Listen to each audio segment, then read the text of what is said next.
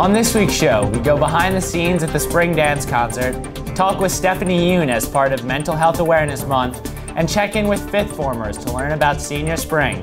Lawrenceville's 10-minute newscast begins right now. From the studios inside the Lawrenceville School's historic Pop Hall, this is L10 with Aidan Duffy. Hello and welcome to this week's show. On Sunday, in the Edith Memorial Chapel, the Lawrenceville community gathered to celebrate the life of John Sowerman, who taught history at Lawrenceville from 1977 to 2017. Sowerman was the History Department chair in the mid to late 1990s and served as program director for the New Jersey Scholars Program from 1989 to 2016.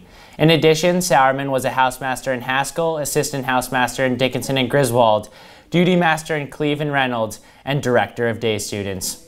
He led the school's Reach Out to the Arts program from 1989 to 2017 and was a director, technical manager, and actor for the Periwig Club. Mr. Sowerman will be greatly missed. Also on Sunday, the 15th annual Big Red Race to benefit school camp was run. The entire Lawrenceville community, including visiting alumni and local sponsors, joined in the events, which included a children's race, 5K, award ceremony, food drive, and raffle. The Big Red Race marked the end of Alumni Weekend festivities where nearly 1,500 alums, their friends, and their family came together to celebrate reunions. On Tuesday, Lawrenceville announced the appointment of Rex Brody as Director of Design and Fabrication for the Gruss Center of Artistic Design. Brody will oversee fabrication labs and work with faculty and students on curricular and co-curricular initiatives. Brody comes to Lawrenceville from the University School in Ohio, where he is on the Visual Arts Department faculty. Congratulations to fifth formers Jesse Brewer, Bradford Lynn, and James Wellemeyer, who have received National Merit Scholarships.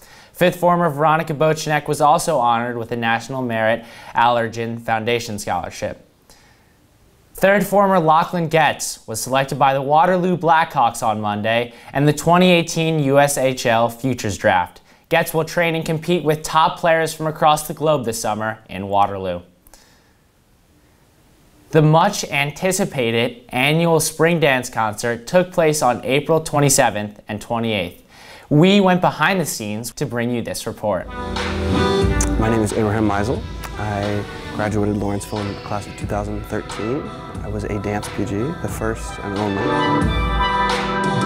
I have moved to Los Angeles and I'm working with a company called Diavolo Architecture in Motion. I'm most excited about how much the dance program has grown. It has very much changed since I was here, and I'm very excited at the increase of the male presence in the dance world. That's not something that you see all the time, especially in a younger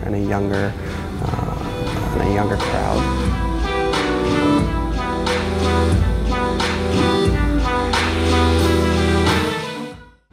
Hello, my name is Jim Vincent and I'm from the class of 76. I attended the school here back in 71, 72, and back in those days there was no dance program.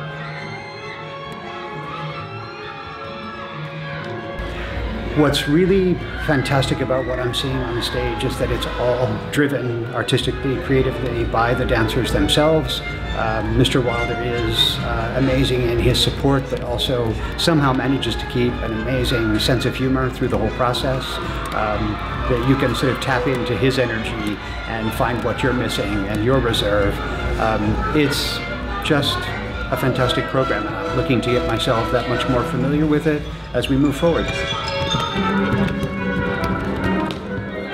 Yeah, I'm really grateful to be part of this community. Something I didn't expect to do coming in. I didn't do any dance, and I thought it was cool, but not for me coming in.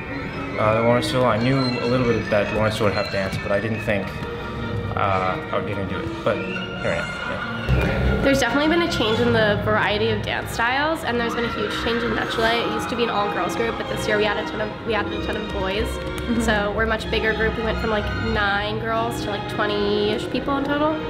Yeah, and I feel like overall a lot more guys are getting involved in SDC, which is pretty cool, and it adds a lot of variety because choreographers can do a lot of steps they couldn't have done before without guys.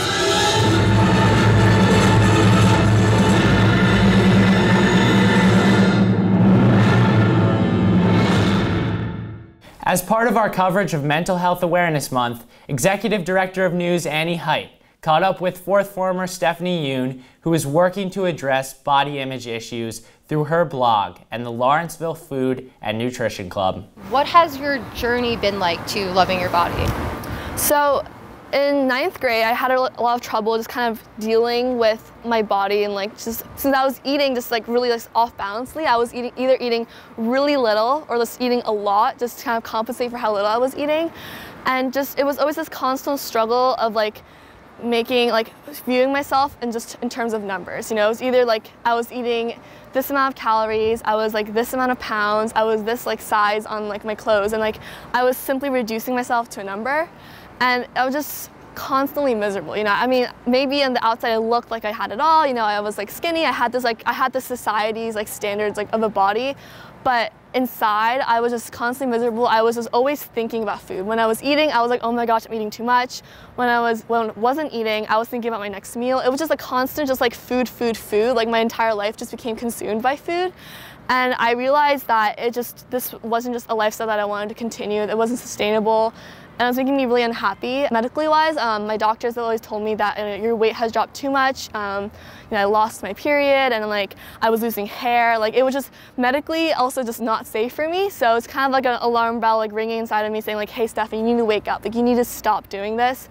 And you know, initially it was hard just to love my body because I was eating more, and then of course that means I gained more weight, and just it's really hard. I think just like the journey to find self-love is really always, I think, hard for anybody, but I think you just have to understand that first of all, like it's like your body, like you just have to accept it. It's who you are. You can't really change much about it, and continually trying to change your body is going to make you like even more upset and just unhappy. So I think even though maybe self-love is not what you want to do at first, I think it's really important just to first accept your body for who it is. How have you been spreading your message at Lawrenceville?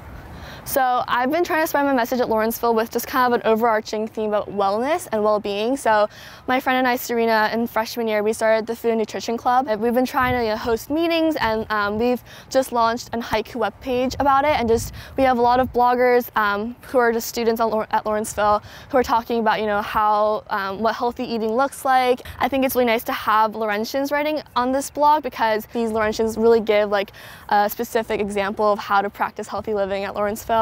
And then just early this spring, I gave a TED Talk that was hosted at Lawrenceville just about kind of what it means to love your body. So I've been trying to just like do like little bits here and there, but I think what's really nice is that a lot of girls here that I've talked to are already aware about eating disorders. So it's always been nice just to say like, oh, like we can just talk sometimes when it's like a quiet time and just say, hey, like, girls come up to me and approach me about questions about eating disorders, and just like giving like little advice and tidbits here and there have been one of the ways I've been helping out and reaching out here.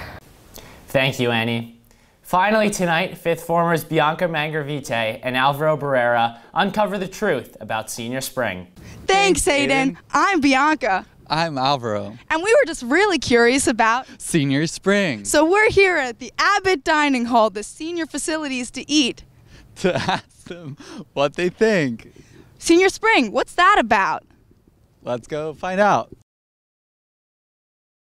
Come in. Senior spring, is it a myth or is it a reality? It's a mindset.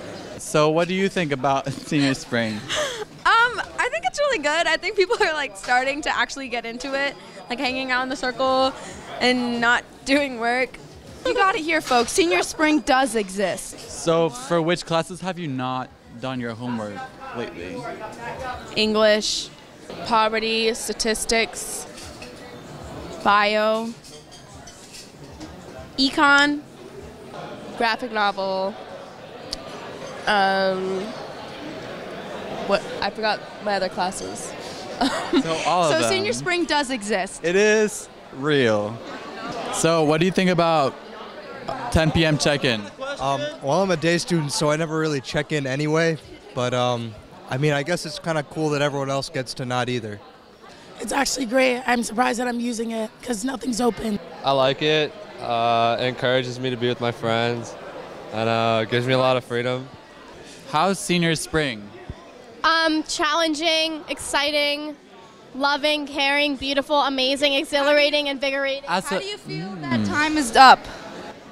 sad, depressed, emo, angsty. We're here with our good friend, Mikey Rizzuto. Oh, hi. How do you feel about how we only have a few more days left and then we'll probably never see each other again? Well, I mean, like, we have, like, phone numbers and stuff. Are you even remotely nostalgic? No. How do you feel about there's only like 16 days left? It hasn't really hit me, but I am a little rattled. You heard it here, folks. Nico's rattled. Is senior spring a myth or is it a reality? You know, I think it's really what you make of the opportunity, you know? So senior spring is what you make of it. You heard it here, folks. Back to you, Aidan. Thank you, Bianca and Alvaro. That is our broadcast for this Friday night, May 11th, 2018. From all of us here at L10, thank you so much for watching, and good night.